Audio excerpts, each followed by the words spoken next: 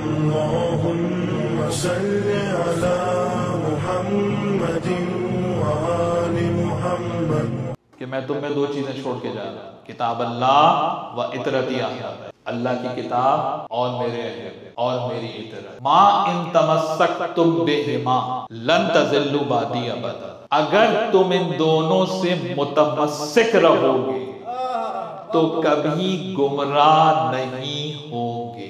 انی تارکوں فیکم الثقلین کتاب اللہ ہے و اطرتی اہل بیتی، ما ان تمسکتم بہما لن تضلوا بعدی ابدا، اگر تم میرے اہل بیت کو تھامو گے تو کبھی گمراہ نہیں ہوگے۔ یہ کنڈیشنل اوبیڈینس ہے یا انکنڈیشنل؟ انکنڈیشنل ہے نا۔ اگر یہ گمراہی کی طرف لے گئے الزام کس پر آئے گا؟ اس کی عدالت خطرے میں ہے یا نہیں؟ اگر انہیں خود راستہ معلوم نہ ہو تو اس کی توحید خطرے میں ہے یا نہیں؟ آخرت میں سب چھوٹ جائیں گے کہ پروردگار تو نے ان کے پیچھے چلنے کو کہا تھا، انہیں تو خود راستہ معلوم نہیں تھا۔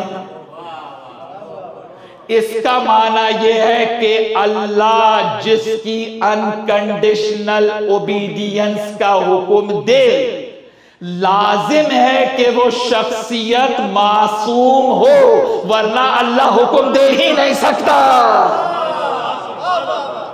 اس کا معنی ہے کہ جن کو تھامنے کا حکم دیا ہے ان کی انفیلیبلٹی ثابت ہے یا نہیں؟ اب دنیا آپ سے سوال کرتی ہے کہ رسول کے بعد آپ کے ائمہ اہل بیت کی عصمت پر دلیل کہاں ہے؟ تو اس کا جواب کیا ہے؟ ہمارے ائمہ اہل بیت کی عصمت کی سب سے بڑی دلیل حدیث ثقلین ہے، جو شیعہ سنی دونوں کی متواتر ہے۔ دلیل عصمت کی ملی یا نہیں ملی؟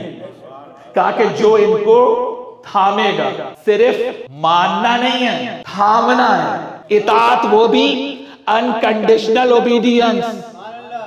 اگر اطاعت مطلق کی تو گمراہی سے بچو گے، اور اگر اطاعت مطلق نہیں کی اہل بیت کی تو گمراہی سے بچنے کی ضمانت اللہ کے پاس نہیں ہے۔